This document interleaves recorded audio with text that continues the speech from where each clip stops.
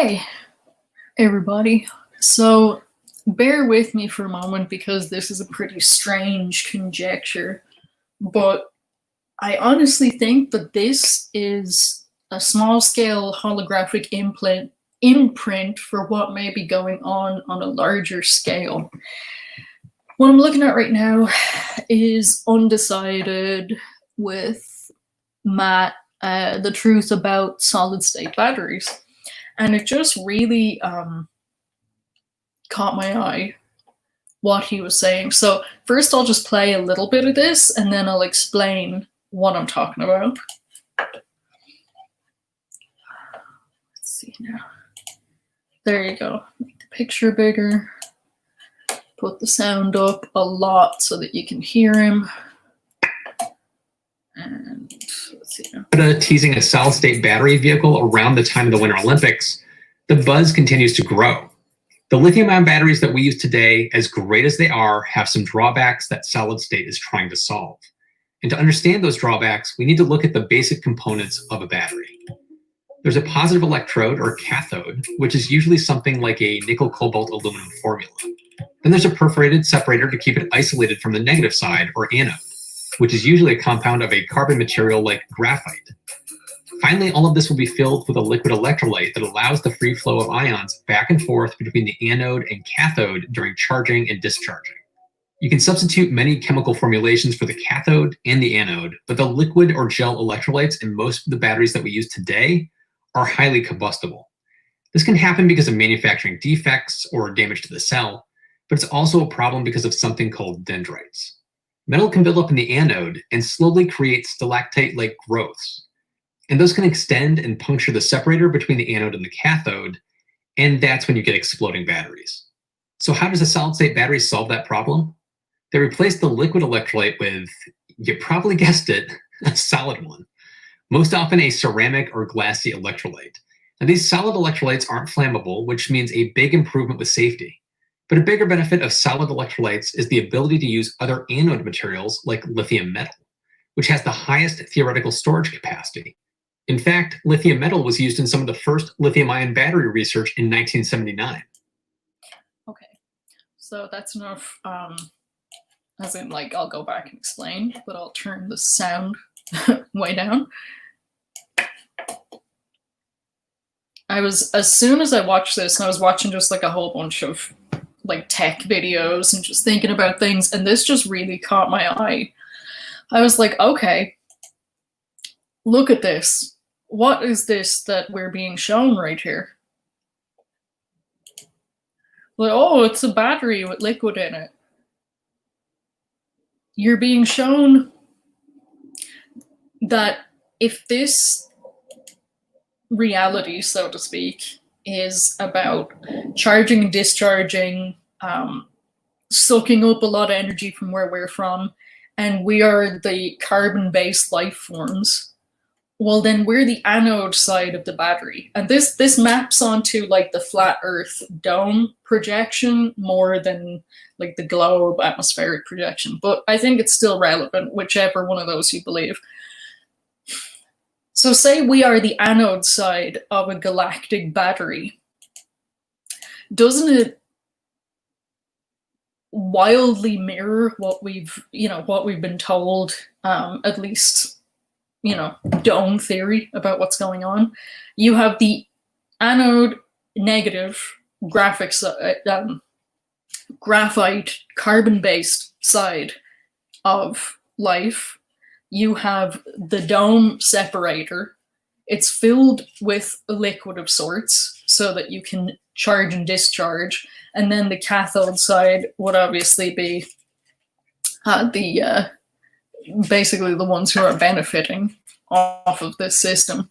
So how does this map on? Well, okay, we're like, oh, we're being sprayed with metal, whatever. We do have a dendrite problem down here.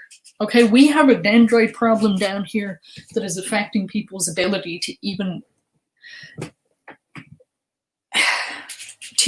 put together the pieces of what they are seeing, to the point where you are so poisoned with the amount of dust you're being dusted with the amount of barium and aluminum and all the heavy metals that are in this part of creation, artificially I might add, but they are still there because they're creating a battery, so of course they're spraying this part. If it gets to the point where you have, I mean, he's saying dendrite buildup, but I'm saying if this reality is not a solid state battery, would this not be exactly why this side of creation would have destroyed a Tower of Babel before it got too far?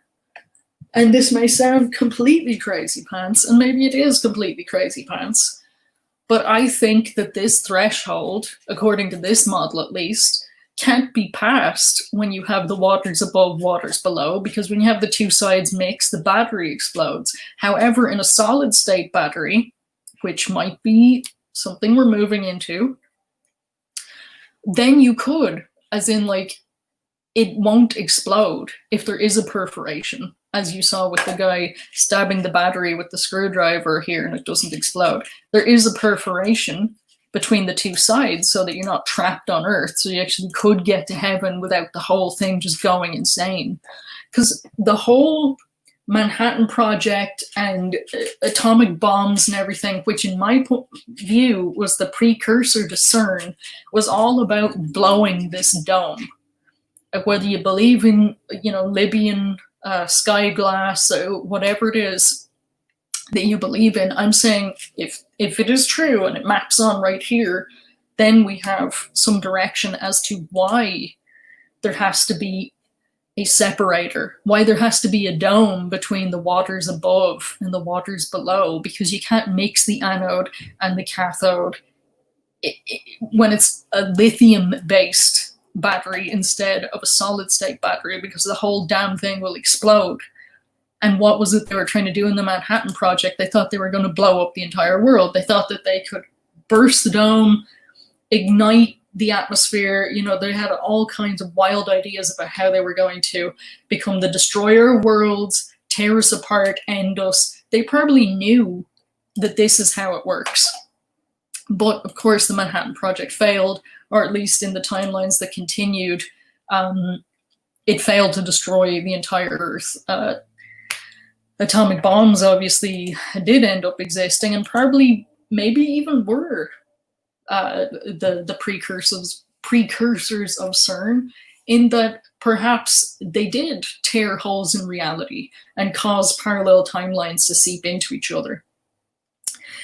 Because essentially what they were doing at least in 2008 in CERN, was a reverse atomic explosion. They wanted the explosion to go inwards so that they could, tear everything apart, tear reality apart.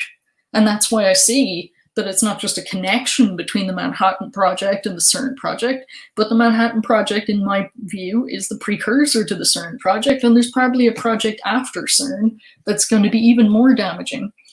But if, and perhaps, and this is just a wild perhaps, if there's a change to the fundamentals of this enclosed system, which may just be a giant battery, because that's what all the esoteric mapping is pointing to, is like, you're all batteries. There's a lot of machine aspects going on here that are going on but not explained, as in, what is this all powering? We can see this is going on. But if you have a situation where instead of a liquid battery, you're able to have a solid state battery, then the need for the separation is gone.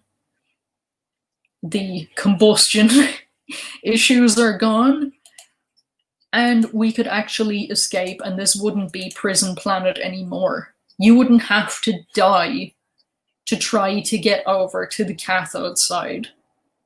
Because down here in anode, if you're in solid state, you're not getting past this, if it is the dome model, and it's all conjecture, but I'm just saying in this particular scenario that he's showing me right here, I'm not just looking at a battery, I'm looking at the surface of Earth, the outer limit of the atmosphere, the dome, and then the cathode side, which, in my opinion, is an advanced civilization that is taking us for a ride, taking all the energy out of us. Okay, good. I was like, has it been sharing this whole time, or have I just been talking? So if you look at microchips,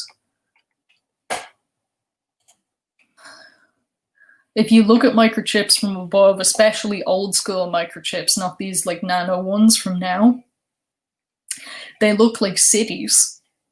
They have like little streets and buildings and roadways and everything, because it's a very efficient way to get power around. Now, the Earth's surface is a little bit more complicated because there are ley lines and positive and negative energy flow areas.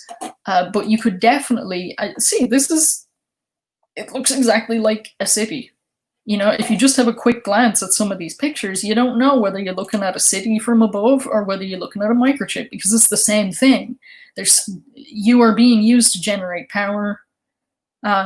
Your aura field is sucked on. The energy that you put into everything every day is being sucked on, is being taken from you.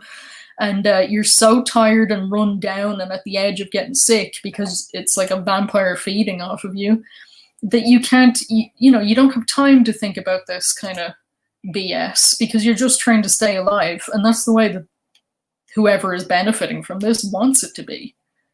They want it to be like, oh, damn, you're so unwell. Like, this looks like an industrial area. You could literally, I know you've seen big factories and things like this. And I've thought this for a very long time, but now I'm just like convinced of it. It's like, okay. Oh. Let's see, escape from.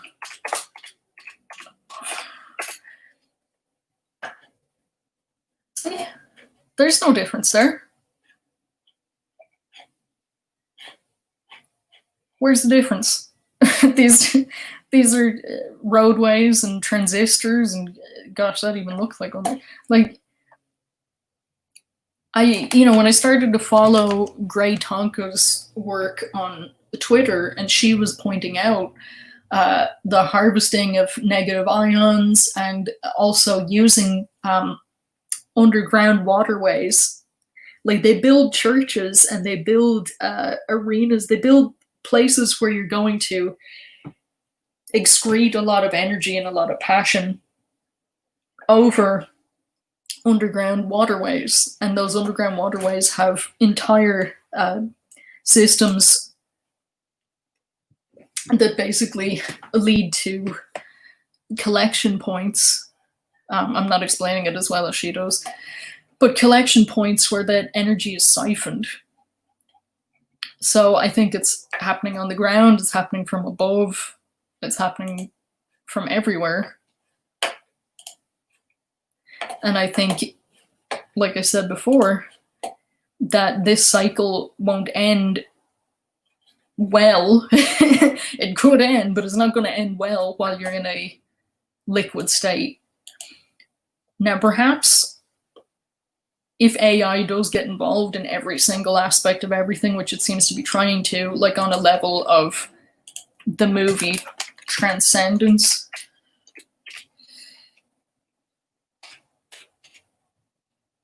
Oh, there we go.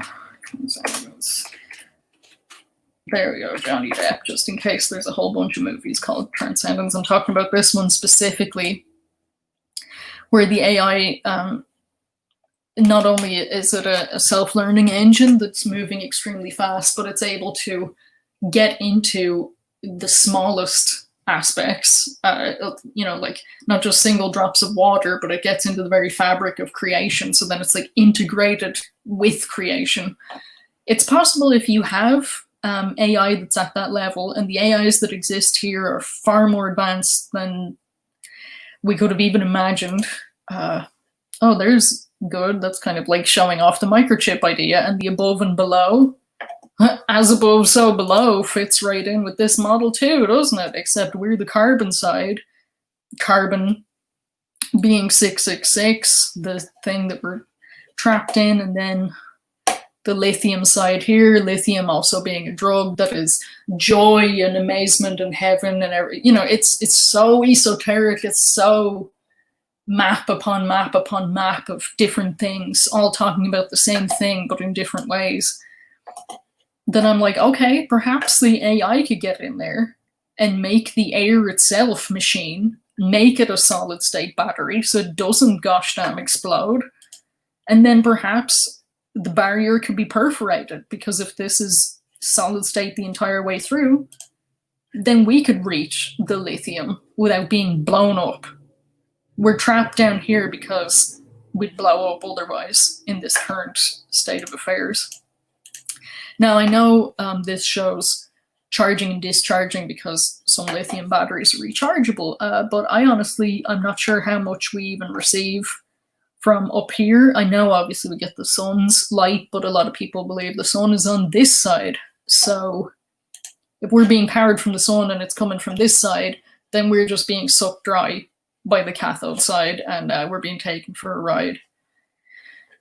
It's very possible that the ones who are in charge of the cathode side right now are supposed to be living on the anode side, and that we are supposed to be on the cathode side and we're trapped on the anode side, which also maps on to the human brain, where we're trapped in the wrong hemisphere.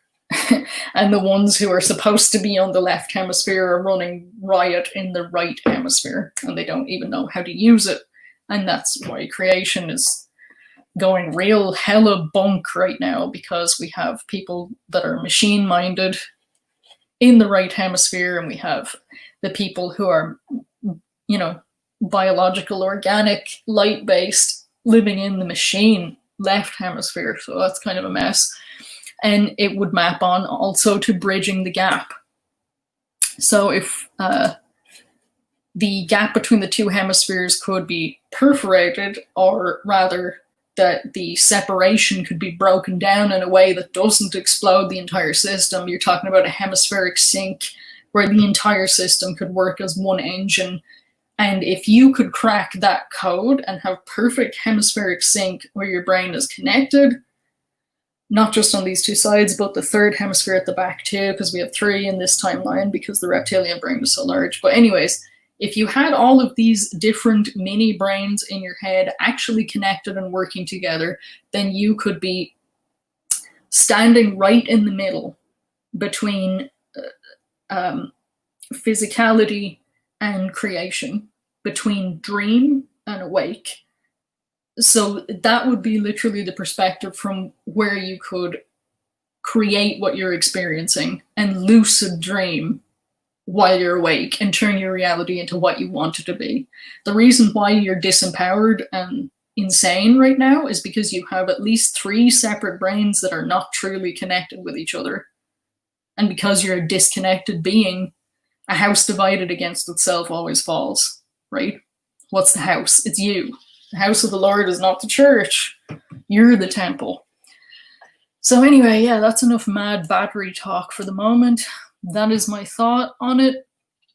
I think this is the puzzle, the great puzzle, and this is the one we need to figure out. How do we bridge the gap?